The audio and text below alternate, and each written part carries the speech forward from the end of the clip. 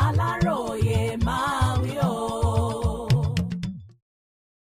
Ó mà ṣe o, àwọn ọmọ ìyá mẹ́ta kú sínú mọ́tò bàbá wọn. Àgbọ́sọgbánù àgbọ́ṣe níròyìn ikú àwọn ọmọdé mẹ́ta kan tí wọ́n jẹ́ ọmọ ìyá kan náà. Níṣẹ́ ni wọ́n bá òkú àwọn ọmọ mẹ́tẹ̀ẹ̀ta yìí nínú búùtù mọ́tò bàbá wọn.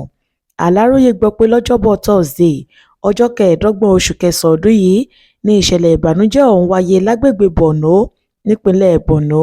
Àwọn mẹ́ta ọ̀hún ni Mama, ọmọ ọdún 14, Anwa, ọmọ oṣù 28 àti ọmọ aráalé wọn kan.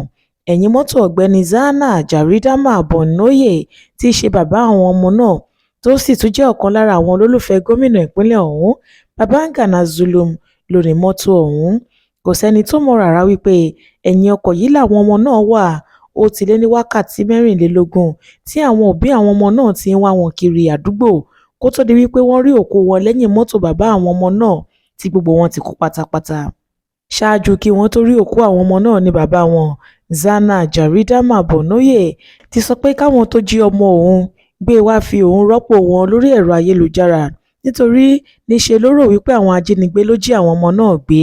Kọmíṣánná ọlọ́pàá ìpínlẹ̀ náà, CP Nasir Abdulmajid, tó fìdí ìṣẹ̀lẹ̀ ọ̀hún múlẹ̀ fáwọn oníròyìn lọ́jọ́ Ẹtì Friday, ọjọ́ 26 oṣù kẹsàn-án ọdún yìí, sọ pé àwọn kò tíì lè sọ pé ẹni báyìí ló pa àwọn ọmọ náà, ṣùgbọ́n ìwádìí ń lọ nípa ìṣẹ̀lẹ̀ ìbànújẹ́ tó wáyé ọ̀hún.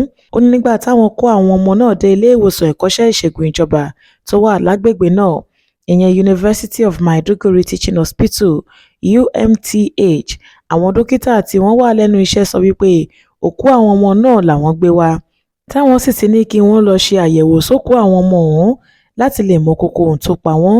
Ó ní àwọn máa sọ èsì àbájáde àyẹ̀wò náà fáwọn ará ìlú bó bá ti jáde. Adéwálé Adéoyè ló ṣe àkójọpọ̀ ìròyìn yìí fún ìkànnì Aláròyé Online TV.